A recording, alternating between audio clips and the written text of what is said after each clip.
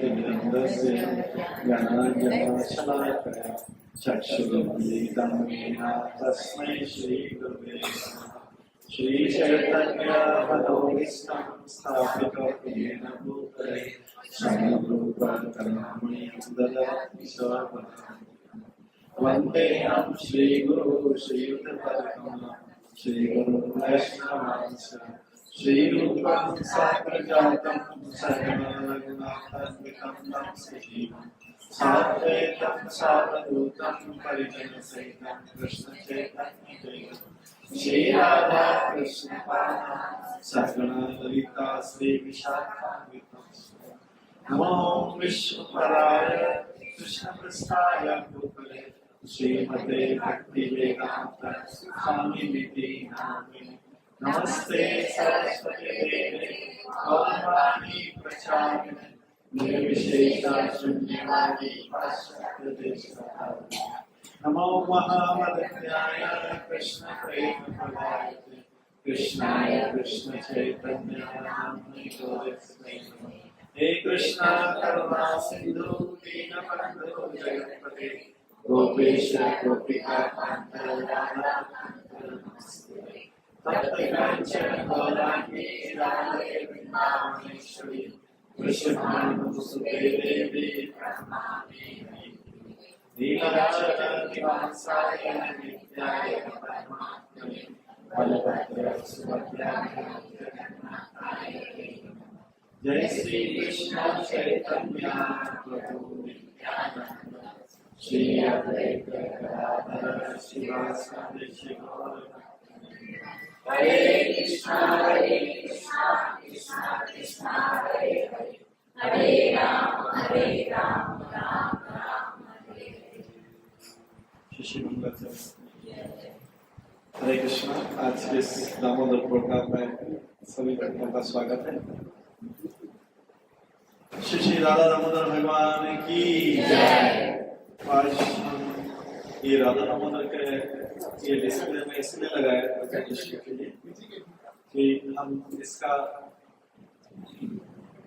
Word to word इसका meaning करेंगे। उसके बाद जब हम इसको गाएंगे तो गाने में बहुत इंटरेस्ट आएगा और अच्छे तरीके से हम गा पाएंगे, क्योंकि अभी हम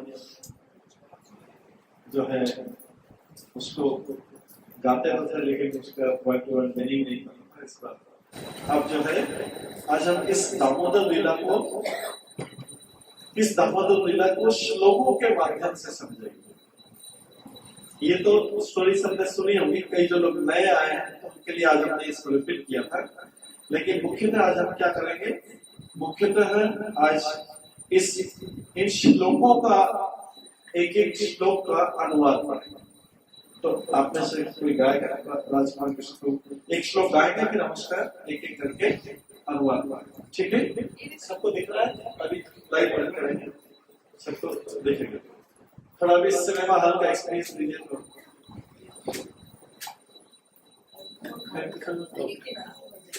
उतना कष्ट नहीं है। लाइव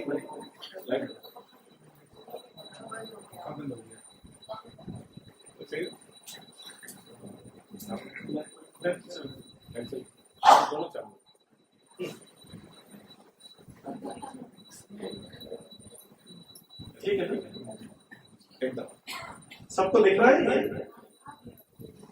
स्टोरी सुन कर दिए। हरे कृष्ण, सबको दिख रहे हैं ना राधा माता? इसके बाद श्लोक दिख रहे हैं कि श्लोक दिख रहा है, पीछे भी क्लियरली दिख रहा है। तो आज का हमारा पूरा मेन प्रोग्राम इस पे होगा। हरि बोल, हरि बोल। ग्रुप में भी डाल दे रहा हूँ, दिख रहा है सबको? नमामीश्वरं सच्चिदानन्दरूपा लसत्कुण्डलं गोकुलेन्द्रसमानं यशोदाभियोगलादसमानं परं विष्टभक्तं ततोऽद्भुतगोप्या। हरि बोल। तो ये सब लोग ध्यान से सुनिएगा, बीच में सब डिस्ट्रैक्ट नहीं होना है, ध्यान इधर उधर नहीं जाएगा, क्योंकि दरवाजों से सब लोग आते रहेंगे जाते रहेंगे, लेकिन आपका ध्यान जो है इधर ही रहना चाहिए। अब ये जो ध्यान दीजिए, हरि बोल, ध्यान दीजिए।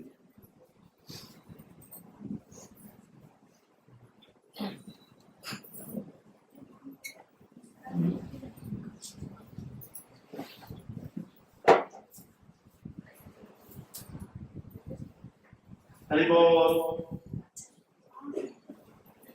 ध्यान दीजिए सब लोग। बीच में सब लोग आते रहेंगे नहीं तो, लेकिन पूरी लीला में फिर वो डिस्टर्बेंस हो जाएगा। तो इस लीला में भगवान ने अपने पूरे 5 रस प्रदर्शित किए। इस लीला में भगवान ने कितने? पूरे 5 रस प्रदर्शित किए। कौन कौन से 5 रस है? ध्यान दीजिए, सबका ध्यान डोर की तरफ चले जाता है, दरवाजे की तरफ। 5 रस कौन कौन से हैं?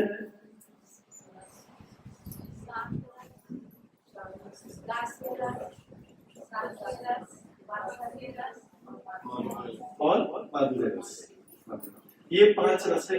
ये एक लीला ऐसी है, और एक और लीला है जिसमें भगवान ने अपने 5 रसों का प्रदर्शन किया। 5 रसों का प्रदर्शन किया, पूरे रस का पूरा आनंद लिया इस लीला। ठीक है, तो ये जो है शांत रस, पहले माधुर्य रस का आनंद किसके साथ में लिया? माधुर्य रस का आनंद किसके साथ में लिया? इसमें राधा रानी के साथ लिया, क्योंकि राधा रानी भी अंत में आएगी गोपी के।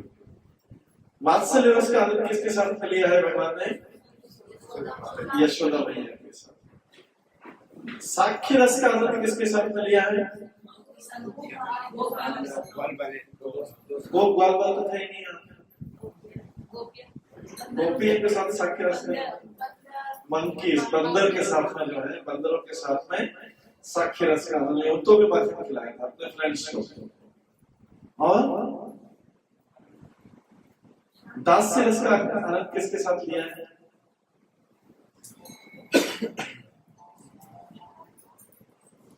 दास्य रस का आनंद किसके साथ लिया है? इस दामोदर लीला में कुबेर के पुत्र नल कुबेर और मणिग्रीव के साथ में आनंद लिया है, क्योंकि उन्होंने भगवान की, जब वो देव कुमार बने, उद्धार हुआ, तो उन्होंने भगवान की स्तुति की थी और भगवान ने उनको फिर मुक्त कर दिया था। तो दास्य रस, ये दास्य रस दास्य रस का। शांत रस का आनंद किसके साथ में लिया है? उखल, रस्सी और दूध। उखल, रस्सी, दूध, तो इन सब के साथ में जो है शांत रस का। तो भगवान के इस लीला में 5 रस मिलते हैं। 5 रस का आनंद हम लेंगे इस लीला में। तो भगवान इसमें बहुत अद्भुत लीला करते हैं, इसलिए पहले बोला गया है नमामि शरणम नमामि शरणम सच्चिदानंद रूपम लसत कुंडले गोकुले ब्रजभार। मैं ऐसे ईश्वर को, कौन बोल रहा है? ये सत्यव्रत मुनि बोल रहे हैं। ये कौन बोल रहा है? सत्यव्रत मुनि बोल रहे हैं। मैं ऐसे ईश्वर को प्रणाम करता हूं, नमामि ईश्वर सच्चिदानंद रूप, जो जिनका रूप कैसा है? सच्चिद आनंद वाला रूप। तो अभी जो है भगवान की लीला आरंभ कर रहे हैं। भगवान की लीला आरंभ कर रहे हैं। कौन सी लीला आरंभ करें? दामोदर लीला सुनाने की। तो भगवान इसमें कौन सी लीला कर रहे हैं? बच्चे की लीला कर रहे हैं, बाल लीला। तो यहाँ पे ऐसा क्यों बोला जा रहा है नमामि ईश्वरम सच्चिदानंद? यहाँ पे इसलिए बोला जा रहा है कि भगवान की जब ये लीला में आगे हम प्रवेश करेंगे तो कोई व्यक्ति ब्रह्मा जी जैसा कंफ्यूज नहीं हो जाएगा, ब्रह्मा जी जैसा मोहित नहीं हो जाएगा। ब्रह्मा जी मोहित हो गए थे ना भगवान की लीला को देख के। क्या भगवान दूसरों का जूठा खा रहे थे। मॉर्निंग में तो उन्होंने अगासुर को मारा था, और लंच के टाइम पे मॉर्निंग में भगवान ब्रह्मा जी की स्तुति कर रहे थे, ऊपर से फूल बरसा रहे थे। लेकिन जैसे लंच टाइम में खाना खाते देखा वो बोले सारे ग्वाल पाल तो उनको अपना छूटा खिला रहे, ये मेरी माता ने दिया, ये देखो ये मेरी माता ने दिया, अपना मुंह का निकाल निकाल के वो खिला रहे। तो ब्रह्मा जी उस बालक के 5 साल के बालक को देख के कंफ्यूज हो गए कि ये क्या, वो उनका टेस्ट लेने के लिए आ गया। मतलब ब्रह्मा जी भी मोहित हो जाते हैं उन लीलाओं से, भगवान की लीला से। इसलिए सत्यव्रत मुनि इस लीला को स्टार्ट कर रहे हैं, स्टार्ट करते टाइम ही बोल रहे हैं कि ये भगवान है, कोई भूल नहीं जाना, लीला के बीच में कोई भूल नहीं जाएगी ये भगवान की लीला, इसलिए बोल रहे हैं नमामि ईश्वरम सच्चिदानंदम, ऐसे ईश्वर को मैं प्रणाम करता हूं जो सच्चिदानंद, शुरुआत में। और फिर हम हर पैराग्राफ के बाद जब एक पैराग्राफ खत्म होता है तो फिर बोलते हैं ना नमामि ईश्वरम सच्चिदानंदम, बार बार क्यों बोलते हैं? याद रखना कि लीला में चले गए अंदर और भगवान की चोरी और ये रोना देखा तो फिर भगवान को बच्चा समझ लेंगे, भगवान को भगवान समझने, इसलिए नमामि ईश्वरम सच्चिदानंद रूपम बार बार याद दिलाने के लिए। किसकी लीला सुन रहे हो? हम लोग किसकी लीला सुन रहे हैं? भगवान की लीला सुन रहे, ये भूलना नहीं है बीच में। इसलिए हर श्लोक के बाद में नमामि ईश्वरम सच्चिदानंद रूपम ध्यान रखना, भगवान की लीला सुना, क्योंकि उसमें लीला में खो जाए तो भगवान को बच्चा समझ लेंगे। जैसे ब्रह्मा जी कंफ्यूज हो गए, मोहित हो गए, भ्रमित हो गए, तो बोल रहे हैं नमामि ईश्वरम सच्चिदानंद रूपम लसत कुंडलम गोकुले वृषभाय। अब किसी से भी पहले मिलते हैं तो उसका क्या चेहरा देखते हैं, पैर देखते हैं, हाथ देखते हैं, या उसके कानों के रिंग देखते हैं, क्या देखते हैं सबसे पहले? सब किसी से भी मिलते हैं तो सबसे ज्यादा चेहरा ही दिखेगा ना, किसके कुंडल की तरफ, क्या कुंडल पहना है, क्या पहना है, किसी तरफ ध्यान जाएगा। हाँ, माता जी का एक दूसरे की तरफ ध्यान जाएगा, अगर कोई बहुत डायमंड का पहन के आया तो मिलता है, अदरवाइज तो क्या है कोई विशेष पहन के, अदरवाइज तो क्या नॉर्मली क्या है कि मुख की तरफ भी ध्यान जाएगा। लेकिन यहाँ पे बोला किस चीज की प्रशंसा कर रहे हैं? लसत कुंडलम गोकुले वृषभाय। बड़ा आश्चर्य की चीज है, कुंडल पे क्यों ध्यान चला? ऐसे कुंडल में क्या विशेषता? कैसे सत्यव्रत मुनि का ध्यान चलाएगा? क्यों चलाएगा ध्यान? पहले तो भगवान के चेहरे का और उसका कुंडल पे ध्यान चलाएगा। ऐसी क्या खासियत थी कुंडल में? भगवान के हर चीज दिव्य होती है। हाँ, तो हर चीज तो कुंडल पे क्यों ध्यान कर? मोर पंख पे ध्यान दिया, दूसरी चीजों पे ध्यान दिया, कुंडलों पे क्यों ध्यान चलाएगा? हाँ, पहला कारण था ये जब भगवान भाग रहे थे तो वो जोर जोर से हिल रहे थे, पहला कारण ही है। दूसरा कारण आवाज हो रहा है, आवाज तो नहीं हो रहा था, एक ही कुंडल था। दूसरा कारण क्या है? उनकी माता उनको पीछा कर रही थी, यशोदा भी उनको, माता उनकी पीछा कर रही थी, दौड़ा रही थी। हाँ, उसके आगे कुंडलम पे क्यों, हमारा प्रश्न है कुंडलम पे क्यों ध्यान गया? दूसरा है लसत कुंडलम, मतलब ये चमचमा रहे थे। दूसरा, तीसरा कारण गालों को टच कर रहे थे। तो सत्यव्रत मुनि बोलते हैं, सत्यव्रत मुनि सोच रहे हैं कि कितने भाग्यशाली कुंडल के भगवान के गालों का चुंबन करते, भगवान के गालों को बार बार हिलते डुलते भगवान के गालों को किस करते। कितने भाग्यशाली जिन भगवान के चरणों को, जिन भगवान के चरणों को ब्रह्मा जी शिव जी जिनके दर्शन नहीं कर पाते हैं, उनको एक कुंडल जो है भगवान के गालों का चुंबन कर रहे थे। 3 कारण थे, हिल रहे थे, दूसरा चमक रहे थे, तीसरा हिल के भगवान के गालों को टच कर रहे थे। तो कुंडल कितने भाग्यशाली सत्यव्रत मुनि, ठीक है। तो सत्यव्रत मुनि का भाव देखना पड़ेगा। हरे कृष्णा। सत्यव्रत मुनि का किसी का ध्यान इधर उधर नहीं जाए। हरे कृष्ण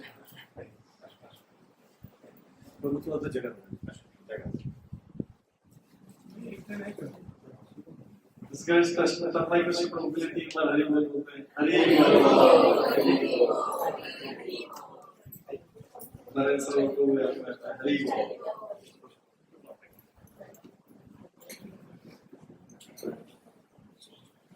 राजकुमार कृष्ण प्रभु आप बैठ जाओ।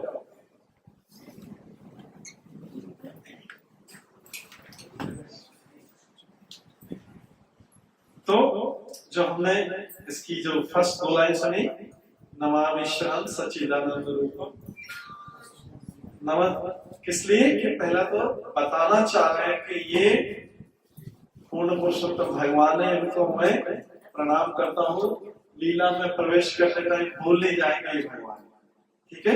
नमामि शरणं सच्चिदानंद सत्यव्रत पुरुषोत्तम।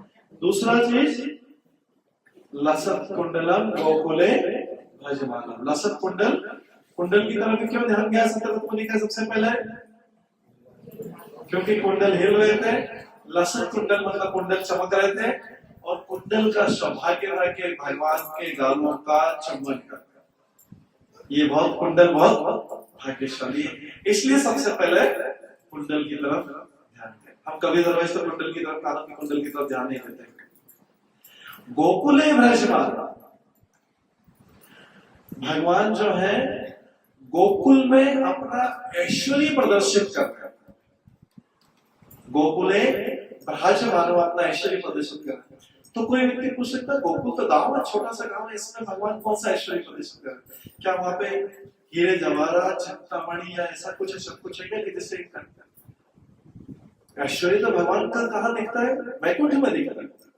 वैकुंठ में सब कुछ चिंतामणि, सब कुछ रत्न हीरे जवाहरात है। वहां का डस्ट पार्टिकल भी जो चिंतामणि, उसके टच करने से लोहा भी सोना बन जाएगा।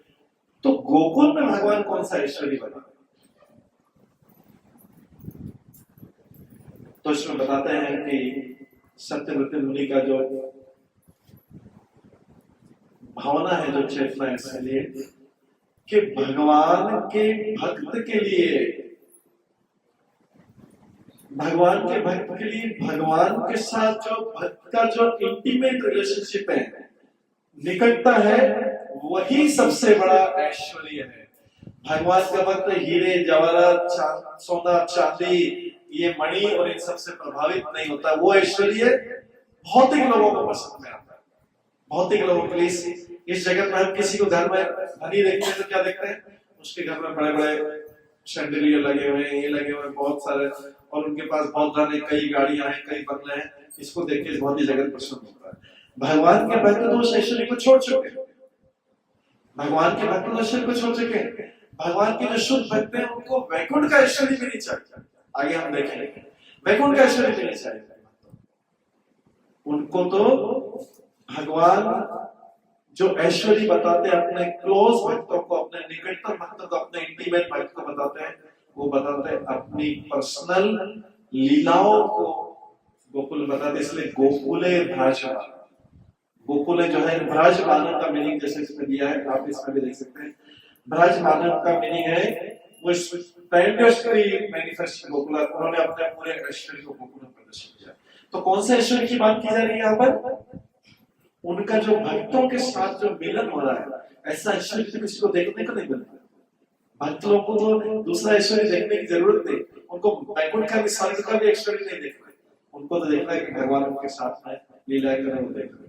तो ऐसे भगवान जो है अपने हिलते हुए कुंडल और चमकते कुंडल को, और जो कुंडल उनके गालों को चिक्स को टच कर रहे हैं, ऐसे भगवान गोकुल में अपने ऐश्वर्य को प्रदर्शित कर रसद कुंडलम गोकुले भजमान।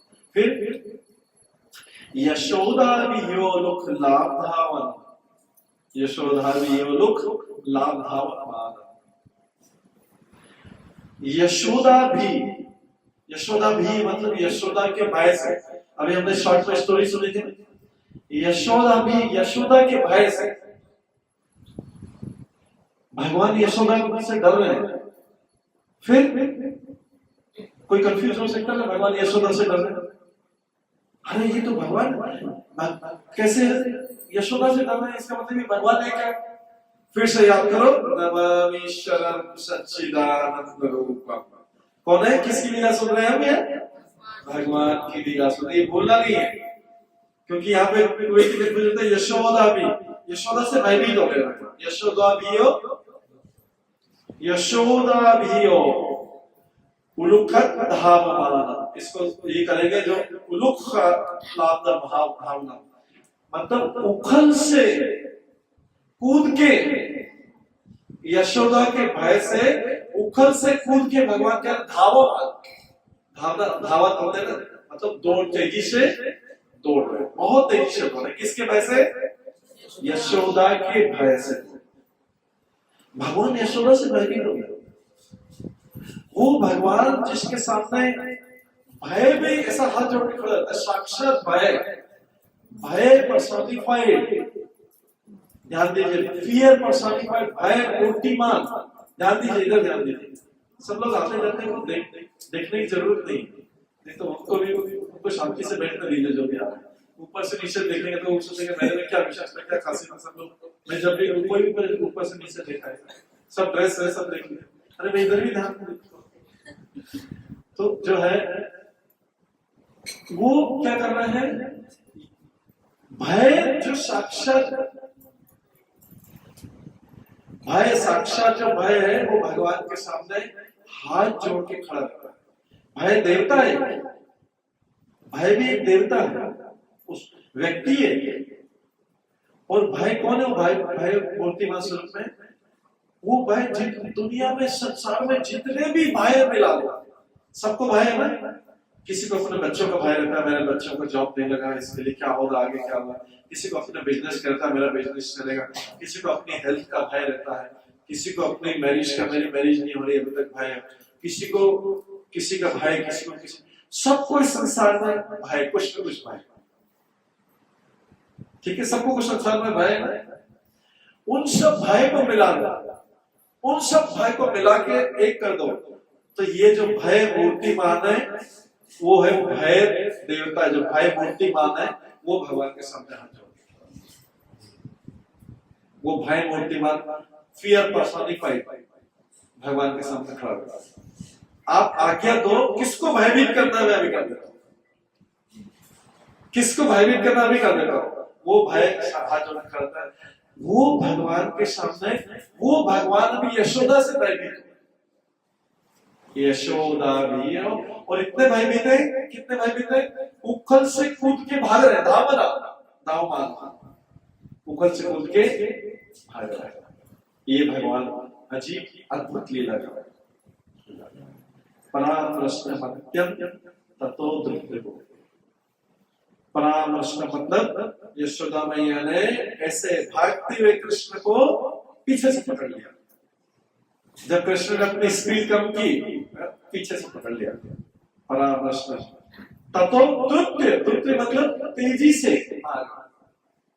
द्रुत गोपिया, गोपिया कौन है? यशोदा मैया। ऐसे भगवान को यशोदा मैया ने तुरंत पकड़। अब कौन तेज भाग रहा था? कौन भागने के लिए ज्यादा परिश्रम कर रहा था? कौन तेज भाग रहा था? कौन तेज भाग रहा था? यशोदा मैया। तो वो देखिए, यशोदा मैया तो इतनी धीरे, कृष्ण तेजी से, कृष्ण को भागने में कोई प्रयास नहीं करना पड़ रहा था। कृष्ण इधर से उधर होते थे। असली प्रयास, असली जोर, असली बल तो यशोदा मैया को लगाना पड़ रहा। एक तो वैसे ही हेल्दी, बहुत हेवी बॉडी, और कभी भागने की प्रैक्टिस नहीं की, वो तो जिम भी नहीं जाती थी, कहीं नहीं, कोई सुबह रेसिंग के लिए भी नहीं जाती। और कृष्ण दिन भर भागते दौड़ते रहते कृष्ण। तो यशोदा मैया ने उस भागने के लिए, मतलब इसका मतलब है कि यशोदा मैया की स्पीड ज्यादा थी, पर उनके भारीपन के कारण उनकी स्पीड दिखाई नहीं दे रही थी। यशोदा मैया ने बहुत परिश्रम कर रहे हैं, उन्होंने भागते हुए कृष्ण को इस प्रकार से पीछे से पकड़ लिया। वो कृष्ण जब है नमामीश्वरम सच्चिदानंद। लेकिन याद रखना है, बोलना नहीं कि वो कृष्ण जो है भयभीत हो रहे, वो कौन है? हम ईश्वर को, ऐसे ईश्वर को प्रणाम करते हैं। बोलना नहीं जिसमें को भगवान की पोजीशन चेंज हो गई। नमामीश्वरम सच्चिदानंद, ऐसे भगवान को मैं नमस्कार करता हूँ, प्रणाम करता हूँ। ये पहला श्लोक हुआ। ये भगवान जो सच्चिदानंद है, और ये किस लिए भाग रहे हैं? कि इन्होंने वहां से मक्खन चोरी किया। अभी तक किसका चोरी करते थे?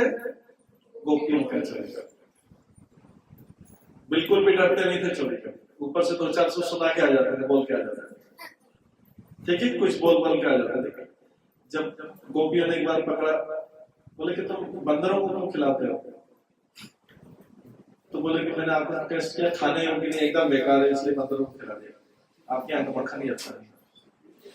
तो जो है वो जो गोपियों से दूसरी गोपियों से भयभीत होते थे, आज अपने घर में चोरी कर रहे हैं और यशोदा मैया से एकदम भयभीत है। ये भगवान की दामोदर लीला। और पीछे से पकड़ लिया गया उस भगवान को जो किसी की पकड़ में नहीं आता,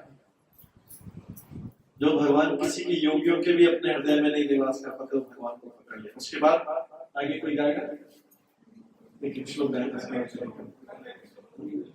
तन्मय कृष्ण एक श्लोक गाएगा, फिर इसके बाद इसमें भी एक श्लोक हरे कृष्ण रुदन्तं मुहुनित्यं जुग्ममिजन्तं कराभुजयुग्मेघशतुर्भुजं रुदन्तं मुहुनित्ययुग्ममृजन्तं कराभुजयुग्मेघशतुर्भुजं मोहशाशकं कोटि कण्ठकण्ठ स्थितो दैवदानोदरं भक्तिबन्धं मोहशाशकं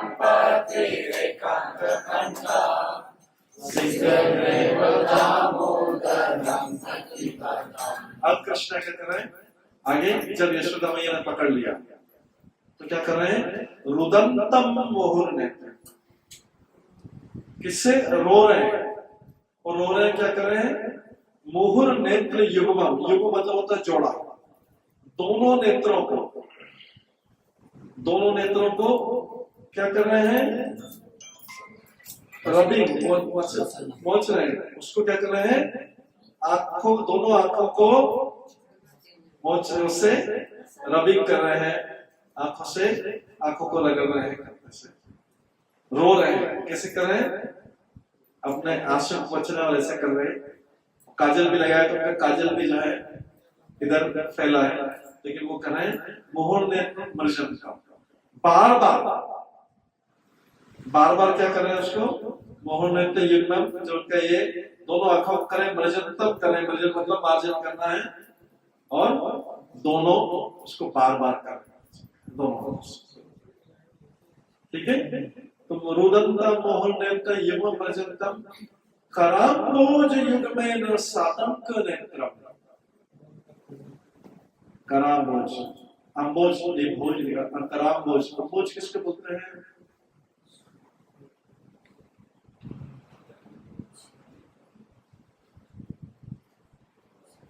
कमल, लोटस पत्ता, ठीक है। भगवान के सारे अंगों की तुलना कमल से की जाती है, क्योंकि संसार में कमल ही नियरेस्ट है, ऐसा नहीं कि भगवान के कमल के उस जिससे तुलना की कम, सबसे पास में कमल ही, कमल इतना सुंदर है, नेत्र कमल, मुख कमल, कर कमल, चरण कमल, नाभि कमल, ये सारे की तुलना किससे की जा रही है, कमल से। तो यहाँ पर कराम्बोज युग्मेन, कराम्बोज मतलब कर कमल से, अपने कर ऊपर तो आया कि आंखों को, दोनों आंखों को मतलब किससे बन रहे हैं, कराम्बोज, हाथों से कर कमल से उनको मचलती कर रहे हैं, उनको रब कर रहे हैं, उनको मसल कर रहे हैं। कराम्बोज युग्मेन सातंक नेत्र, अभी ऊपर हमने क्या सुना था, यशोदा भी, मतलब यशोदा से भयभीत। अभी जब यशोदा के हाथ में छड़ी देखी तो भय जब बढ़ जाता है तो आतंकित हो जाता है। आतंक मतलब ज्यादा खतरनाक, जैसे आतंकवादी होते हैं ना, तो भगवान जो है आतंकित हो गए। अभी भय जो थोड़ा पहले डर रहे थे, छड़ी को देखा तो आतंकित हो गए और रोने लगे, और एकदम उनकी आंखों में शासन का नेत्र, उनकी आंखों में आतंक छा गया, ऐसा कर उसको देख के बाद में यशोदा मैया छड़ी को फेंक देती है, बोली तो बच्चा ज्यादा ही डर गया कुछ। तो शासन का नेत्र ये है। और क्या करने लगे, बच्चा क्या करता है, छोटा बच्चा कई बार तो क्या करता है कि उसको रोना नहीं आता है तो भी रोने लगता है, कुछ गलती करी तो माता डांटे से पहले रोने लगता है, तो इससे पहले रोने लग जाएंगे तो क्या होगा कि माता डांटेगी। तो ऐसे कृष्ण ने गलती तो की है, अब डर भी तो उसको कर रहे हैं और क्या कर रहे हैं साथ में, और लीला क्या कर रहे हैं, जोर जोर से श्वास ले रहे हैं, मोह श्वास से कंपा, शरीर पूरा कंपन हो रहा है, बहुत सांस जिससे माता और डर जाएगी, क्या हो गया मेरे बच्चे को, क्या हो गया। तो मोह श्वास से कंपा, त्रिरेखांत कंठ, गले की तीनों रेखाएं उनको दिख रही, कंठ में 3 रेखाएं ऐसे दिख रही, 3 रेखाएं ऐसे उनके गले की गलीले दिख रही। मोह श्वास से कंपन, इतनी जोर जोर से, बहुत फास्ट श्वास ले रहे ऐसे करके बहुत सांस ले रहे थे, जिससे माता जी ने पूरा जो है एकदम गलती भी कर ली और ये भी कर रहे हैं। तो मोह श्वास से कंपा, त्रिरेखा की कंठा, स्थित ग्रेव दामोदर भक्ति बनता। उनके गले में मोतियों की माला और दूसरे आभूषण, स्थित ग्रेव, उनके गले में नेकलेस और दूसरी मोतियों का स्थित ग्रेव, दामोदर, ऐसे दामोदर, दामोदर कौन, जो रस्सी के द्वारा बंधे हुए, स्थित ग्रेव दामोदर भक्ति बंधन, वास्तव में वो रस्सी से नहीं बंधे हैं। भगवान को कोई भौतिक चीज बांध सकती है क्या, भगवान को कोई भौतिक कण भी टच नहीं कर सकता, क्योंकि भगवान का शरीर आध्यात्मिक के भौतिक कण कैसे टच करता है, रस्सी की बात ले। तो भगवान किससे बंधे, फिर भक्त तो गए भक्ति बंधन, भगवान यशोदा मैया के प्रेम के बंधन में बंध गए। बाहर से दिख रहा है कि रस्सी से बंध गए, वास्तव में किससे बंधे हैं, यशोदा मैया के प्रेम के बंधन से बंध चुके हैं। तो आता है दामोदरम, मतलब वो अपने बेली के आसपास है, भक्ति बंधन, भगवान यशोदा मैया की भक्ति से, उसकी प्रेम से बंधे। ऐसे भगवान को नमामीश्वरम सच्चिदानंद, हम उनको ऐसे भगवान को प्रणाम करते हैं। ठीक है, थर्ड शब्द करते हैं।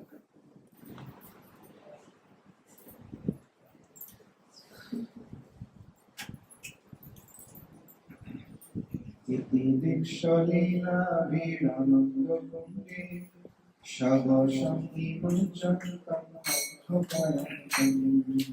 इति दक्षलीला वीरानन्दकुण्डे सर्वोषं निमज्जन्तम् आख्यापयन्तम्।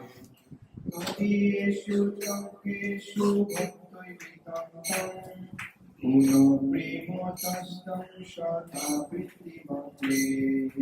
कविषु तर्केषु भक्तैकं पुनो प्रेमोतस्तं शतावृत्तिमते। इति दक्षलीला, इन सारी लीलाओं के द्वारा, इति मतलब ये सारी लीला, उसमें से दामोदर लीला भी एक है। अभी तो दामोदर लीला का वर्णन करें तो खाली एक ही लीला नहीं, भगवान और भी बाल्यकाल की जो लीला करते हैं, गोवर्धन लीला और ये मुख्य लीला करते हैं। इति स्वलीला, अपनी इन लीलाओं से क्या करते हैं, स्वलीला भी आनंद कुंडे, अपने भक्तों को आनंद के कुंड में डुबो देते हैं। अपने भक्तों क्या करते हैं, आनंद के कुंड में डुबो देते हैं। इस संसार में हम भाव सागर में दुख के कुंड में डूबे हुए। अभी हम क्या, सब लोग कोई ना कोई दुख, भय, शोक, मोह, ये सब चल रहा है, तो कोई कोई चीज में डूबे हुए। तो क्या करते हैं, हमको यहाँ से निकाल के उसमें डंप कर देते हैं। किसमें, आनंद के कुंड, आनंद कुंड में। इति दक्षलीलाभिर आनंद कुंडे स्वघोषम निमज्जन्तम् आख्यापयन्तम्। स्वघोष, स्वघोष मतलब अपने परिवार के लोग, स्वघोषम निमज्जन्तम्, निमज्जन मतलब पूरा डूबा देना। अपने परिवार की, भगवान का परिवार कौन सा, भगवान का परिवार हमारे जैसा परिवार नहीं है। हमारा परिवार, हम बोलते हैं हमारा परिवार कौन है, ब्लड रिलेशनशिप या बॉडी का रिलेशनशिप जैसे, उसको हमारा परिवार बोलते हैं। भगवान का परिवार ऐसा नहीं होता है। भगवान के भक्त ही भगवान का परिवार होते हैं। ये दो ऋषि भी परिवार के सदस्य क्यों बोले जाते हैं, ध्यान दीजिए सब यदुवंशी भी क्यों? क्योंकि यदुवंशी भी भगवान के भक्त हैं। तो स्वघोषम निमज्जन्तम आख्यापयन्तम। आख्या मतलब क्या होता है?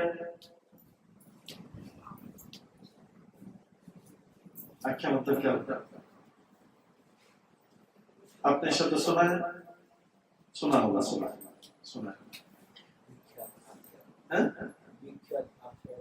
विख्यात नहीं, ख्यात नहीं, इतना नहीं है।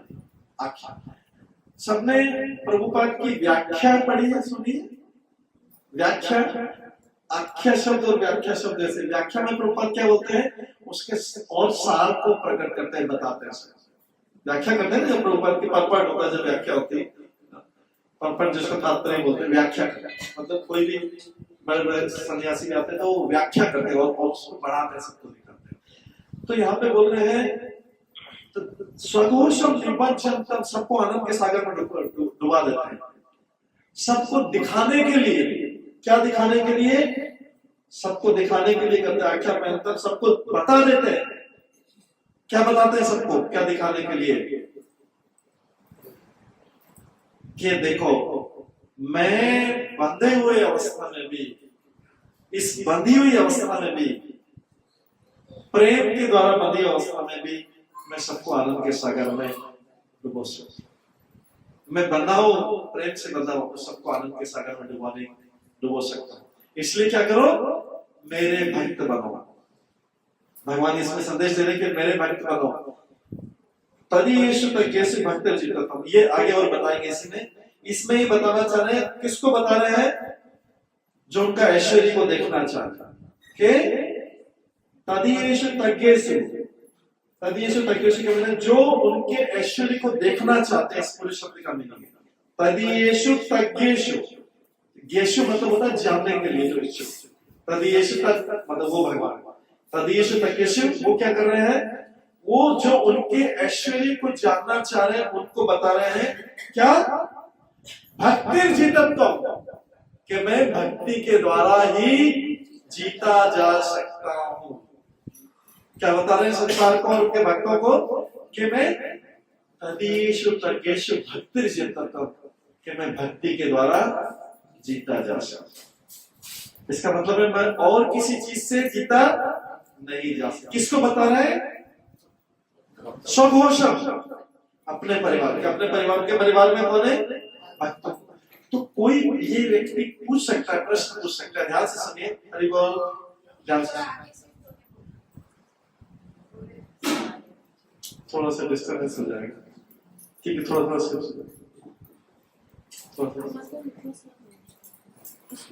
थोड़ा आगे सकते।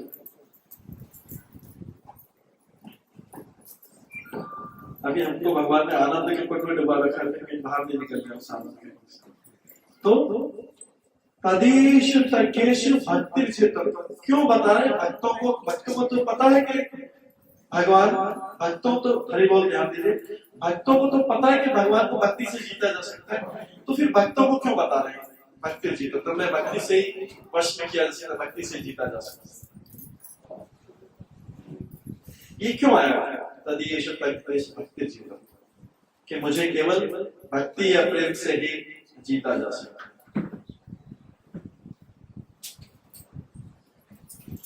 क्योंकि भगवान के भक्त भी कई प्रकार के होते हैं। कोई तप वाले भी भक्त होते हैं, कोई ज्ञान योग वाले भी भक्त होते हैं, ब्रह्म परमात्मा है। तो ज्ञान वाले भी हो सकते हैं, तप वाले भी हो सकते हैं, यज्ञ वाले भी हो सकते हैं, दान वाले भी हो सकते हैं। भगवान तो भगवान बोल रहे हैं, लेकिन मैं तो वो भक्ति जो सेवा वाली, जो शुद्ध भक्ति, जो प्रेम वाली भक्ति है, उसी को भक्ति बोला था, उसी से जीता जा सकता। बाकी चीजों से मुझे जीता नहीं जा सकता। ठीक है, मैं दर्शन दे दूंगा, योगी को भी दर्शन देते ना भगवान हृदय को, लेकिन मुझे वश में नहीं किया जा सकता, मुझे जीता नहीं जा सकता है। मुझे जीता तो इसी तरीके से जीता जा सकता, इस प्रकार की भक्ति से ही जीता। तदीयेषु तज्ञेषु भक्ति जीता। इसलिए भक्तों के समाज में बोले कि भक्त भी कई प्रकार के होते हैं।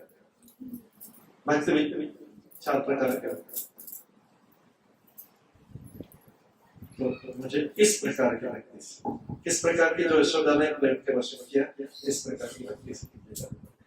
पुनः प्रेम तस्तम शतावृत्ति बल। इसके बाद बोल रहे हैं पुनः प्रेम, पुनः मतलब फिर से भगवान बता रहे हैं, भगवान बता रहे हैं उन प्रेम के साथ में, लव एंड डिवोशन के साथ में, प्रेम भक्ति के साथ में शतावृत्ति मतलब मैं 100 बार भगवान को प्रणाम करता हूँ। शतावृत्ति, आवृत्ति मतलब होता है बारंबार, शतावृत्ति ऐसे लफ्ज में 100 बार।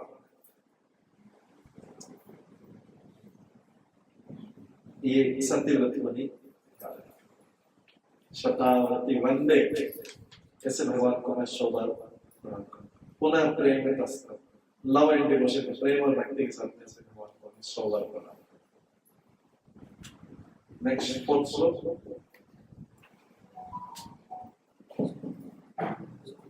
वरं देवो मोक्षं न मोक्षवतीं वा न च न प्रेमेऽहं वरेषाधुप्रियः।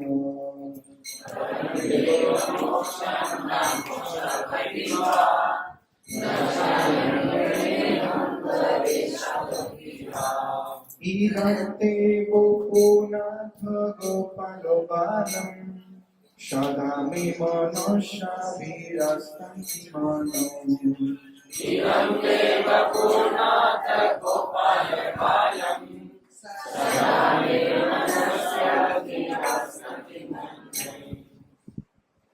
वरम देव मोक्षम न मोक्षम प्रदेव। अब भगवान की प्रार्थना की, उसके बाद अभी वर मांग रहे हैं। सत्यव्रत मुनि क्या मांग रहे हैं भगवान से? वर मांग। लेकिन वर मांगते समय बहुत केयरफुल है, बहुत ध्यानपूर्वक वर मांग रहे हैं। क्योंकि क्या है कि अभी अभी उन्होंने उनको किसका मुक्त किया है? मणि। तो कोई भगवान वर देने में गलती नहीं करते। क्या बोल रहे हैं? वरम देवम मोक्षम न। पहले क्या मना कर दिया? मोक्ष नहीं, नो लिबरेशन, कोई मोक्ष नहीं, ये पहले ही मना कर दिया। वरम देव मोक्ष क्या नहीं चाहिए उसको पहले मना कर दिया, गलती नहीं हो जाएगी क्योंकि अभी भी उनको लिबरेट किया, उनको मुक्त किया। तो वरम देव मोक्ष, मोक्ष नहीं चाहिए। मोक्षम अधिक माना, वरम देव मोक्षम न मोक्ष, मेरे को मोक्ष अवधि भी नहीं चाहिए। मोक्ष अवधि किसको बोलते हैं? वो भी नहीं चाहिए। मोक्ष अवधि किसको बोलते हैं? मोक्ष अवधि जो वैकुंठ में 4 प्रकार की मिलती। मोक्ष अवधि का मतलब है जो मुक्ति की चरम सीमा है।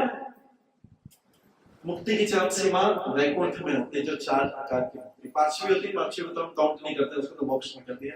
4 प्रकार की कौन सी होती? सामीप्य, सारूप्य, सालोक्य और साष्टी। और 5वीं तो सही चलती है, उसको हम पहले से मोक्ष में मान दिया। तो 4 प्रकार मुझे वो भी नहीं चाहिए। मतलब वैकुंठ में सारूप्य, भगवान जैसा रूप भी नहीं चाहिए भैया। भगवान के रूप में भगवान जैसे 4 भुजाओं वाला रूप, शंख चक्र गदा पर, वो भी नहीं चाहिए। सालोक्य में तो भगवान पे लोग, भगवान के प्लेनेट में जहां पे भगवान रहते वहां पे भी जाने की इच्छा नहीं। सालोक्य। सामीप्य, ध्यान दीजिए, मेरे को भगवान के, ध्यान दीजिए, भगवान के समीप रहने की इच्छा नहीं। सालोक्य, स्वामी, साष्टी, मुझे भगवान जैसा ऐश्वर्य भी नहीं चाहिए, वैसी पावर भी नहीं चाहिए। मोक्ष जो भगवान से मिलने वाला वो भी नहीं चाहिए। ये 4 प्रकार के वैकुंठ भी नहीं चाहिए। तो फिर क्या चाहिए? बताओ तो सही, क्या चाहिए? तो अभी बोलते हैं इदं ते वपुरनाथ, इदं ते वपुरनाथ। यहाँ पे बोला जा रहा है कि इदं ते, बता रहे हैं इदं ते वपुरनाथ, मुझे यहाँ पर क्या चाहिए? इदं ते वपुरनाथ। वपु मतलब होता है, किसको बोलते हैं वपु? शरीर को। लेकिन भगवान का शरीर कौन सा है? दिव्य शरीर। इसलिए वपुरनाथ, उस दिव्य शरीर को जानने वाले भगवान, मुझे क्या चाहिए? इदं ते वपुरनाथ गोपाल बाला, मुझे आपके आपका गोपाल वाला बाल गोपाल वाला रूप जो है वो चाहिए। इदम ते बपुरनाथ, वो दिव्य रूप, दिव्य शरीर वाला गोपाल वाला वो चाहिए। इदम ते बपुरनाथ गोपाल बालम सदा में मनुष्य विरासतम की मन में। ये जो गोपाल वाला रूप है ये मेरे मन में, मेरे हृदय में सदा मनुष्य विरासतम, मन में बसा रहे विरासता। अगर ये बस जाए तो की बनने और किस चीज की जरूरत है, और किसकी जरूरत है? तो मोक्ष भी नहीं चाहिए, नहीं चाहिए। कौन सा चाहिए? इदम ते वपुरना गोपाल वाला, मुझे आपका बाल गोपाल वाला जो रूप है ये मेरे हृदय में निवास, ये मेरे हृदय में निवास करे। सदा में मनुष्य, सदा मेरे मन में, सदा इधर नहीं, मेरे हृदय में सदा में मनुष्य अविरस्तम की मन। अगर ये मेरे उसमें विरास करता है, मेरा व्यक्त होता है, यहाँ पे प्रदर्शित मैनिफेस्ट होता है, व्यक्त होता है, तो ये मन ने दूसरी चीजों की क्या जरूरत है? मोक्ष और दूसरी चीजों की क्या, स्वर्ग का मोक्ष और दूसरी चीजों की क्या जरूरत? तो कितना क्लियर मांग रहे हैं उसे, क्या मांगना है हमको, क्या मांगना है? अभी धीरे धीरे और बढ़ेंगे, अभी धीरे धीरे थोड़ा और आगे बढ़ेंगे। तो शुरू के 4 श्लोक तो ये हो गए, इसमें जो लेकिन अभी 5-6 श्लोक से थोड़ा मांगने में शर्म हटा देगा, हेजिटेशन हटेंगे और मांगेंगे और डीपली मांगेंगे। क्या मांगते हैं देखते हैं कि क्या मांगते हैं। अभी तक क्या मांगा? मेरे हृदय में निवास। आगे आगे इदं ते मुखं भुजो व्यक्तनीलये मृतं कुन्तलय स्निग्धरक्तस्य मुखा।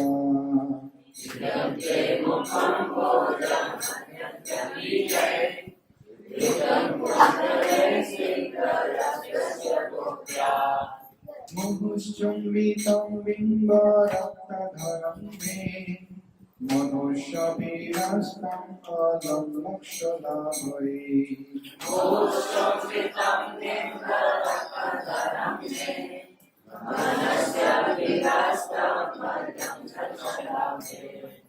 इदं ते मुखाम्बोज। मुखाम्बोज मतलब क्या हुआ? पहले कराम्बोज आया था, अभी मुखाम्बोज मतलब मुख कमल, कमल अम्बोज आ गया जहाँ पे। तो इदम ते मुखाम्बोज, आपका मुख अत्यंत नीले, बहुत डीप ब्लू है वो, आपका बाबी मुखमंडल कहता है, और बहुत डीपली इदम ते मुखाम्बोज, अत्यंत नीले, बहुत नीले, और उसमें सुंदरता, भगवान की सुंदरता का वर्णन कर रहा है। व्रतम कुंतले सिद्ध रक्तेश्य गोपिया, आपका जो ब्लू कलर है उसमें जो आपकी कर्ली हेयर है, घुंघराले बाल है, व्रतम कुंतलम, वो आगे आ रहे हैं। व्रत आवृत होता है ना, जैसे व्रतासुर होता है, ऐसे आवृत आगे आ रहे हैं, आपके चेहरे को आपके चेहरे पे बिखर रहे हैं। व्रतम कुंतले, कुंतले मतलब घुंघराले बाल, वो आपके मुख को आवृत कर रहे हैं, आगे थोड़ा थोड़ा जैसे होता है ना, बाल आगे, और सुंदरता भगवान की और बढ़ रही है। स्निग्ध, स्निग्ध मतलब क्या है? स्निग्ध, स्निग्ध होता है चिकनाई के लिए, जो है मक्खन स्निग्ध माना जाता है, मक्खन मतलब उसमें चिकनाई होता है। तो आपका ऐसा चेहरा जो है, आपका जो मुखमंडल है स्निग्ध है, बहुत चमक रहा है, साफ सुथरा है, गौर है, ये सारा स्निग्ध में आएगा। तो यहाँ पे जो स्निग्ध का मीनिंग यहाँ पे जो लिखा है, इसमें इदम ते मुखाम्बोज स्निग्ध, इसमें मीनिंग लिखा है स्निग्ध का सॉफ्ट एंड ग्लॉसी, मतलब चमकने वाले। जैसे होता है एक मैट फिनिश होता है, ग्लॉसी फिनिश होता है, तो वो जो है ग्लॉसी, चमक रहे, आपके गाल चमक रहे, पूरा चेहरा चमक रहा, सॉफ्ट है और ग्लॉसी, स्निग्ध है, क्योंकि स्निग्ध मक्खन के लिए होता है, बटर के लिए। तो व्रतम कुंतले स्निग्ध रक्तेश्य गोपिया, और उसमें ब्लू में थोड़ा थोड़ा सा हल्का हल्का सा रेडिश कलर, तो सुंदरता और भी बढ़ गई। क्या है? ब्लू में अगर थोड़ा सा रेड मिक्स कर दिया जाए, थोड़ा सा पिंकिश हो जाए, तो क्या होता है? और भी ज्यादा सुंदरता है। ये भगवान के मुखमंडल की शोभा को, भगवान के मुखमंडल की शोभा। गोपिया, गोपिया को अभी आगे बताएंगे। मुहुशुम्बितम बिंब रक्ताधरम में। गोपिया मतलब यशोदा। तो यशोदा मैया क्या कर रही है? गोपिया मुहुशुम्बितम, ऐसे मुख को यशोदा मैया बार बार चुम्बन कर दिया। किसका? ऐसे आपके सुंदर रूप को यशोदा मैया बार बार चुम्बन करी। रक्तेश्च गोप्या मुहुशुम्बितम बिंब रक्ताधरम है। और आपके होठ जो हैं, अधर, अधर मतलब नीचे वाले होठ, अधर मतलब ये कैसे लग रहे हैं? बिंब फ्रूट जैसे लग रहे हैं। कैसे लग रहे हैं? बिंब फ्रूट जैसे। बिंब के किसी ने देखा है क्या? मैंने भी नहीं देखा, लेकिन नेट में है। अगर आप बिंब फ्रूट करेंगे तो बताएगा। रेड कलर का ऐसा होठ जैसा उसका पिक्चर है। अगर कोई देखे इसमें नेट में ढूंढेगा तो गूगल में देगा। बिंब मतलब ऐसा रेड कलर का, एकदम रेड कलर का ऐसा होठ जैसा बिंब फ्रूट। तो बिंब रक्ताधर, रेड, एकदम रेडिश। हाँ, ये बिल्कुल, ये सबको दिखाई रेड दिख रहा है सबको। बिंब रक्ताधर में ऐसे बिंब के फ्रूट के समान आपके कौन से होठ? ये वाले अधर, अधर रक्ताधरम में, अधरम मधुरम बोलते हैं ना, रक्ताधरम में ऐसे आपके होठ। नीचे वाले होठ ज्यादा देखते हैं ना, इसलिए अधर बोला गया। कोई बोलेगा ऊपर वाले को नहीं बताया, तो लिपस्टिक कहाँ ज्यादा लगाता है? ये वाला होठ ज्यादा देखता है ना सामने, नीचे। ऊपर भी थोड़ा सा लगाता है, लेकिन मैं क्या करते हैं? मैं नीचे वाला, क्योंकि यही होठ देखता है, अधर ज्यादा देखता है। तो मुहुशुम्बितम बिंब रक्ताधरम, बिंब के फ्रूट जैसा रक्त वाला, रक्त कलर मतलब लाल कलर वाला ये दिया। ऐसे भगवान का मुख कौन? यशोदा मैया बार बार चुम्बन करे। मुहुशुम्बितम मनस्या विरस्ता अलम लक्ष्य।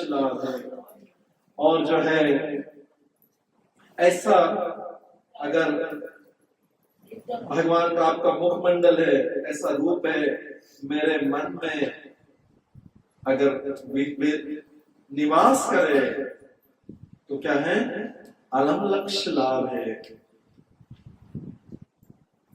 बाकी लाखों चीजें भी लक्ष्य लाभ है। लक्ष्य मतलब लाभ, अलम लक्ष्य लाभ है। बाकी लाभ मतलब फायदा। बाकी लाखों चीजों का भी क्या फायदा है? बाकी लाखों चीजों से क्या मतलब है? अगर अलम मतलब यूजलेस, बेकार है, बाकी के लिए लाखों चीजें भी मेरे लिए बेकार है। अगर ऐसा आपका स्वरूप जो है मेरे हृदय में व्यक्त हो जाए तो अलम लक्ष्य, बाकी सारी चीजें व्यर्थ। ये कौन गा रहा है? सत्यव्रत मुनि। थोड़ा और बढ़ाएंगे अभी आगे, सत्यव्रत आगे बढ़ेंगे। नमो देवो दामोदर अनंत विष्णु प्रसीद प्रभो दुःख जामिमन्यम्। नमो देव दामोदर अनंत विष्णु प्रसीद प्रभो दुःख जामिमन्यम्। कृपादृष्टि विष्टाति दिनवतानु निहारिषो मामोदमिद्धि कृष्णो। कृपादृष्टि विष्टाति दिनवतानु निहारिषो मामोदमिद्धि कृष्णो। नमो देव दामोदर। इतने बोलने के बाद फिर और कुछ मांगना चाह रहे हैं तो सीधे बोल दिया फिर नमो। मैं फिर से इन देव को मतलब इन भगवान दामोदर का नमस्कार करता हूँ। नमो देव दामोदर, दामोदर का नमस्कार करता हूँ। अनंत विष्णु, हे दामोदर, हे अनंत, भगवान का अनंत जो है इन्हीं का विस्तार। अनंत मतलब अनंत शेष, भगवान लिमिटलेस है, अनंत। और अनंत का दूसरा मीनिंग क्या है? एक और, भगवान अनंत कृपा कर सकते हैं, अनंत चीजें दे सकते हैं। भगवान के पास दूसरा मीनिंग, भगवान अनंत चीजें दे सकते हैं, लिमिटलेस चीज दे सकते हैं। तो अभी थोड़ा कुछ मांगेंगे उसमें से। अनंत विष्णु, तो नमो देव, दामोदर मतलब आप तो स्वयं तो बंधे हुए हैं। अनंत ये भी भगवान का नाम है। विष्णु, विष्णु मतलब है जो सर्वव्याप्त है। विष्णु का मतलब क्या होता है? हरि बोल, ध्यान दीजिए, जो सर्वव्याप्त है, जो सब जगह उपस्थित है। तो भगवान आप आनंद भी कुछ भी दे सकते हैं, आप सब जगह व्याप्त भी रहते हैं, सब जगह विष्णु सब जगह व्याप्त रहते हैं। तो अभी मैं ऐसे उसको प्रणाम करता हूँ, क्योंकि ये किस लिए कर रहे हैं कि अभी आगे कुछ वो मांगेंगे, ठीक है? तो अनंत देने में अनंत है, और अनंत उनका एक अवतार भी है, अनंत से भगवान लिमिटलेस है, और विष्णु सबके हृदय में वास कर सब जगह करते हैं। नमो देव अनामोद अनंत विष्णु प्रसिद्ध प्रभो दुख जाला। ये प्रसिद्ध वाला नहीं, फेमस वाला नहीं, प्रसिद्ध मतलब होता है प्रसन्न करने का। ये प्रसिद्ध है, ठीक है? इसमें थोड़ा मिस्टेक हो, इसमें प्रसिद्ध, प्रसिद्ध मतलब होता है जो क्या करता है? प्लीज, मतलब प्रसन्न। प्रसिद्ध प्रभु, हे प्रभु मुझसे प्रसन्न होके दुख जाला भी मांगना, दुख जाला भी लगता। जाला अवधि, जलाब्धि का मतलब क्या होता है? जलाब्धि मतलब क्या होता है? दुख जाला अवधि मानना। अवधि मतलब होता है सागर। तो जाल, जालाब्धि मतलब जल, जल नहीं बोल रहे, जाल, जाल, जो जाल होता है ना, जाल में फंस जाता है। तो प्रसिद्ध प्रभु मेरे को प्रसन्न हो, तो जालाब्धि मांगना। मैं अभी संसार में दुखों के जाल में फंस गया, दुखों के जाल में बुरी तरह फंस गया हूं। नेटवर्क का पटेल में से दुख कष्ट अभी वक्त केवल डूब गया, दुखों के जाल में फंस के अवधि मग्न, इस सागर में डूब गया। जाल में फंस के सागर में डूब गया। कौन सा जाल? नेटवर्क ऑफ बिजनेस, दुखों के जाल में। प्रसिद्ध प्रभु दुख जाला भी उसमें डूब गया। कृपा दृष्टि दृष्टियाति दीनम बता। अभी मेरी अवस्था, मैं अति दीन हूं। व्रता अति दीनम, व्रताति के लिखा था, व्रता अति दीनम। वता, वता मतलब ओह, अभी वतानु नहीं पढ़ेंगे, अनु को छोड़ देंगे। वता मतलब ओह, ठीक है? वता मतलब ओह है, अल्लाह सा। तो कृपा दृष्टि दृष्टियाति दीनम बता, मैं अति दीन हूं, मेरे ऊपर अपनी कृपा की दृष्टि की वृष्टि कर दीजिए, उसकी वर्षा कर दीजिए, क्योंकि बहुत बुरी तरह फंसा हूं। तो इसलिए छोटी मोटी कृपा दृष्टि से काम नहीं चलेगा। कृपा दृष्टि वृष्टि, उसकी वृष्टि कर दीजिए, उसकी बारिश कर दीजिए। कृपा दृष्टि वृष्टि अति दीनम, क्यों मैं अति दीन, वो अपने आप को अभी अति दीन बता। भगवान किसी के ऊपर तब ज्यादा कृपा करते हैं जो भगवान के लिए अति दीन, इसीलिए भगवान को बोलते हैं दीनानाथ, दीन बंधु। भगवान को बोलते हैं दीनता देख के ही करते हैं। इसलिए शरणागति के 6 लक्षण में आता है दैन्य आत्मा निवेदन। सबसे पहले दीनता। दीनता का मतलब गरीबी नहीं है, कोई धनी व्यक्ति भी दीन बन सकता है। भगवान के सामने वास्तव में सब दीन है। ध्यान दे रहे हैं सब लोग? भगवान के सामने सब लोग दीन है, और दीन बनेगा तो ये तो बोल रहे हैं, इन्होंने सोचा कि ऐसे काम नहीं चलेगा, दीन बनने से। अति दीन मतलब अति दीन है तो ज्यादा कृपा भगवान की मिलेगी। वृष्टि कर लो, भगवान वृष्टि कर लो। दीन को तो ऐसे ही दे देंगे, लेकिन मेरे को तो वृष्टि, अति दीन। तो जो जितना भगवान के सामने असहाय होगा, हेल्पलेस होगा, जितना ज्यादा भगवान की कृपा उतनी ज्यादा प्राप्त करने का अधिकारी होगा। कोई नास्तिक व्यक्ति से बोले क्या नहीं, मेरे पास सब कुछ है, भगवान की कैसे? अरे भाई, अपने हाथों में बल है, इधर हाथ पे देखो, क्या भगवान को मानेगी? मेहनत करो, मेहनत। वो किसी साधु को बोलेंगे क्या ये सब करते हैं? मेहनत करो, मेहनत करो। हाथों में बल जो लोग होते हैं ना, कमजोर लोग होते हैं, वो भगवान के पास जाते हैं।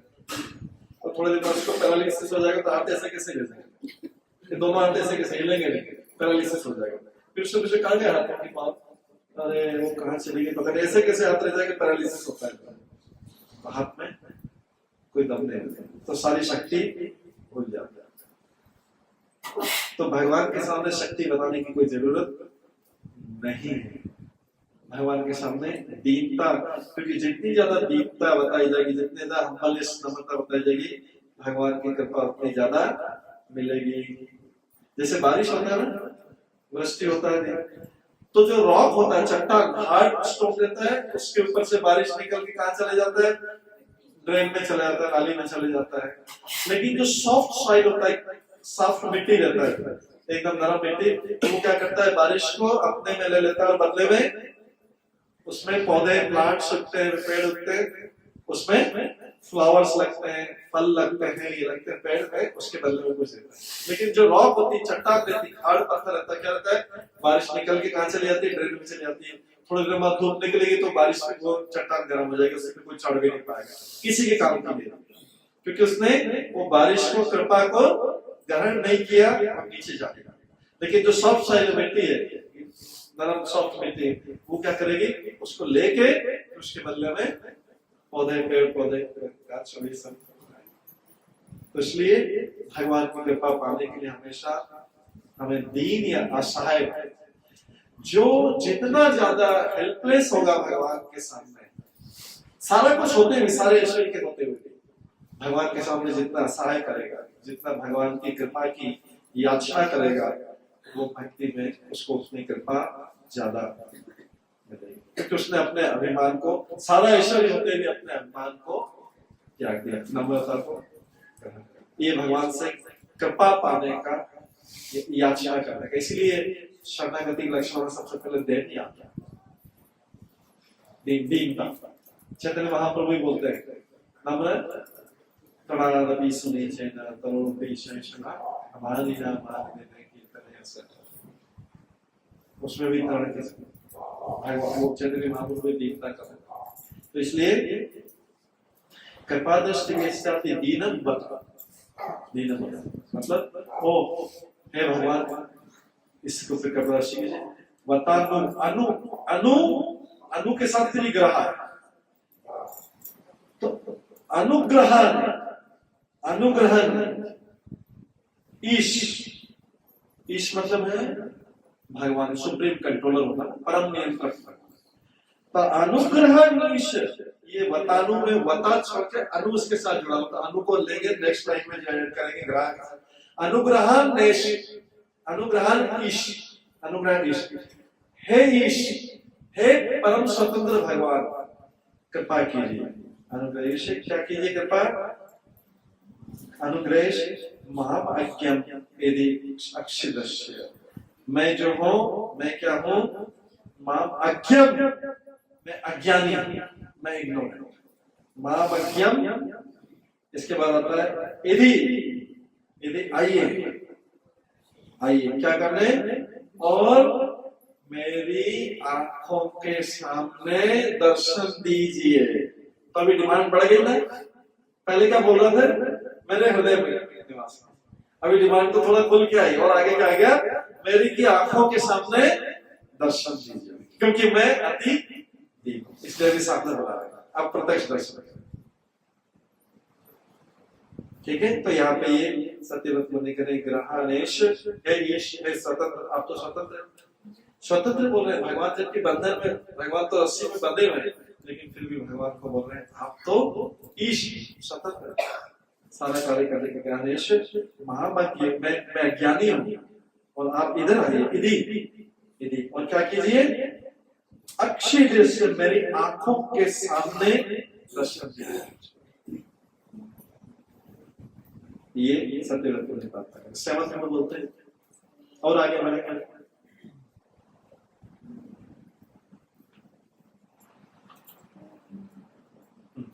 नेक्स्ट कुबेरात्मजो वर्धमुक्तैव जत्वा तयामुचितो भक्तिमाजोपितो च। कुबेरात्मजो वर्धमुक्तैव जत्वा तयामुचितो भक्तिमाजोपितो च। तथा प्रेम भक्तिं साम्यं रजत नमः शीघ्रमस्ति दामोदरेव। तथा प्रेम भक्ति साम्यं रजत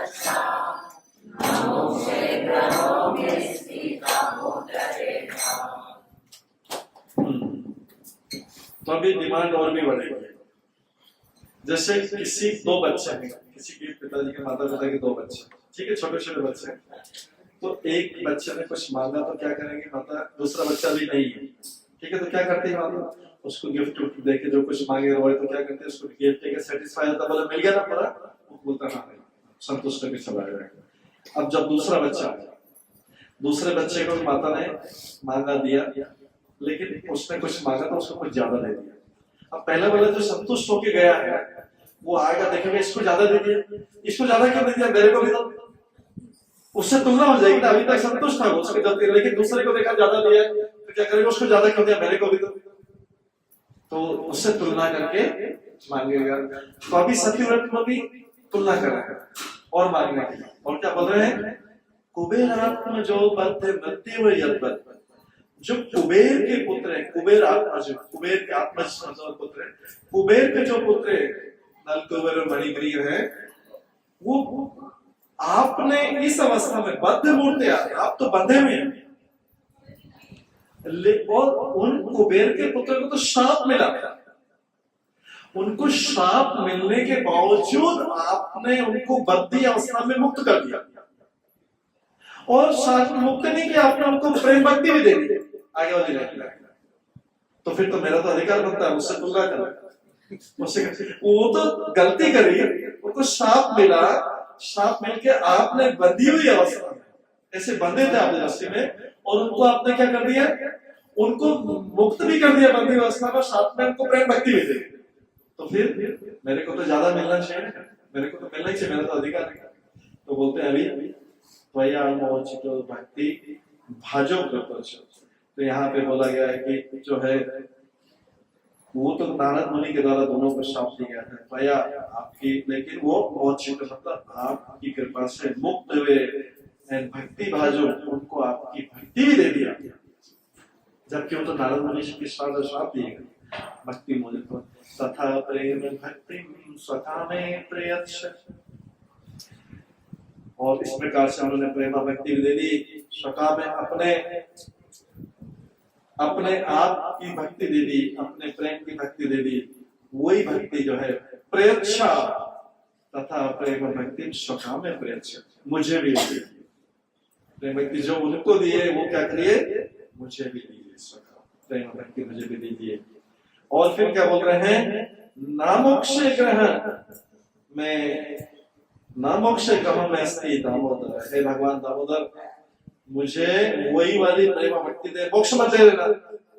फिर से बोल रहे हैं मोक्ष से इतना ज्यादा डायरेक्ट मोक्ष के बारे में, फिर से पहले नामोक्ष से बोल चुके हैं, फिर मोक्ष मत देना कहीं, क्यों, इसलिए बोल रहे हैं क्योंकि पहले आपने उनको मोक्ष दिया, फिर प्रेम भक्ति के रास्ते में पूरी नहीं मिले, उनको प्रेम भक्ति के रास्ता दे दिया, तो कहीं उस कंफ्यूजन में मुझे कहीं मोक्ष नहीं दे देंगे, उनको दिया ना, उनको लिबरेट किया, फिर भगवान ने बाद में उनको प्रेम भक्ति जिससे आगे बढ़े। तो ना मोक्ष, फिर से क्लियर कर देता हूँ, यहाँ पे मोक्ष मेरे को नहीं चाहिए, मेरे को तो वो ना मोक्ष ग्रह में स्थित दामोदर है, दामोदर हे भगवान मुझे आपकी प्रेम भक्ति, गलती से मोक्ष मत दे, क्लियर कर। तो मांगने में बहुत क्लियरिटी रहनी चाहिए, क्या मांगना है, क्या। उसके बाद आगे है 8वां श्लोक। नमस्ते सुदाम्ने स्फुरदीप्तिधाम्ने तमीयदरायात्म विश्वस्वधाम्ने, नमस्ते सुदाम्ने स्फुरदीप्तिधाम्ने तमीयदरायात्म विश्वस्वधाम्ने, नमो राधिकायै तदीयप्रियायै, नमो रङ्गलीलाय देवाय तुभ्यं, नमो राधिकाय तदीयप्रियाय, नमो रङ्गलीलाय देवाय तुभ्यं। अब जो है सत्यव्रत मुनि सबसे पहले क्या कर रहे हैं, सबसे पहले बोले मैं इस दीप्तिमान तेजोमय दाम को, रस्सी को प्रणाम करूं। सबसे पहले क्या कर रहे हैं, मैं इस रस्सी को प्रणाम करूं। रस्सी को क्यों प्रणाम कर रहे हैं, ये रस्सी का कितना बड़ा सौभाग्य है कि भगवान के कमर में बंधी हुई है। वो भगवान को जिसके चरणों की रज, ब्रह्मा और शिव जी को भी उनकी रज नहीं मिल पाती, चरणों की रज के लिए तरसते हैं। वो रस्सी जो है भगवान के कमर से बंधी हुई। सबसे पहले किसको करते हैं? नमस्ते शुभ दामने। इससे किसको प्रणाम करता हूं मैं? दामने, रस्सी को। जिसने भगवान की बेली को, भगवान के पेट को, कमर को, बेली को बांध रखा है। ये बेली को से स्फूर्ति दिखाते, क्योंकि रस्सी तेजोमयी है। तो यहीं पे राधा रानी का जो वर्णन आता है कि जो लास्ट में जो रस्सी दी गई थी वो राधा रानी के द्वारा दी गई थी। ये आचार्य लोग बताते, इसलिए वो भगवान बंद गए थे। ये वो तेजोमयी रस्सी, ये आध्यात्मिक रस्सी जिससे भगवान करते, राधा रानी के प्रेम, यशोदा मैया का प्रेम है इससे। तो ये नमस्ते सुदाम ने स्फूर्ति मतलब ये चमकने वाले, ये दीप्तिमान, ये तेजोमय रस्सी दी। और ये त्वदीय और उसके बाद है त्वदीय उदराया विश्वस्य धाम।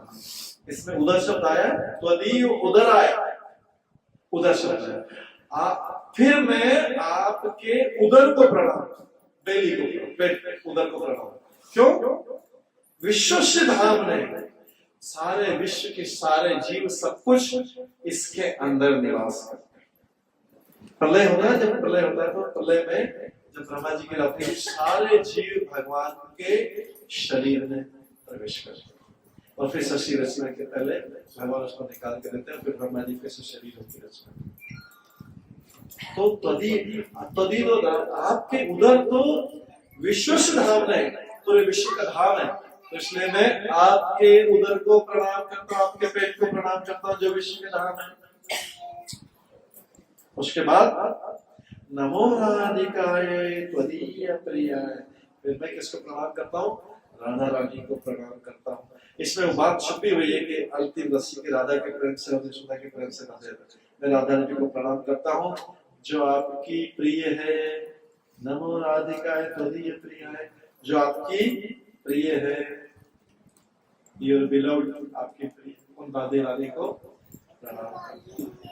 नमो अनंत लीलाय देवाय। उसके बाद क्या करते हैं? मैं उन भगवान को आपको प्रणाम करता हूँ। नमः नमः अनंत लीलाय देवाय, मैं आपको प्रणाम करता हूँ जो जिनकी लीलाओं की कोई सीमा नहीं है, अनंत लीला है। आप इतनी लीला करते हैं, इतनी लीला करते हैं। नमो अनंत लीलाय देवाय तुभ्यं, मैं आपको, हे दामोदर भगवान, मैं आपको प्रणाम करता हूँ। ये सत्यव्रत मुनि ने रचना की, एक्चुअली पद्म पुराण में आता है, पद्म पुराण में आता है। ये दामोदर अष्टकम में 8 श्लोकों का था। इससे पहले हमने शॉर्ट में स्टोरी सुनी थी, अभी ये इसका वर्ड टू वर्ड मीनिंग के साथ में सुना। ये भगवान की लीला है। बाकी आचार्य ने इससे ऊपर ऊपर ऊपर वर्णन किया इसके बहुत सारे। मेनली ये सनातन गोस्वामी ने एक अपनी दिग्दर्श लिखा, दिग्दर्श, उसमें इसका और भी वर्णन किया और कई आचार्य ने इसके बाद और भी इसका वर्णन किया है, अपने अपने भाव से इसका वर्णन किया है।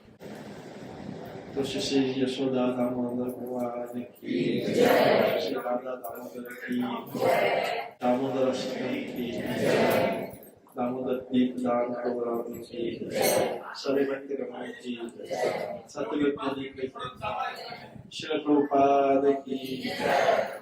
अब इसके बाद में इसी दामोदर लीला के ऊपर एक शॉर्ट ड्रामा होगा।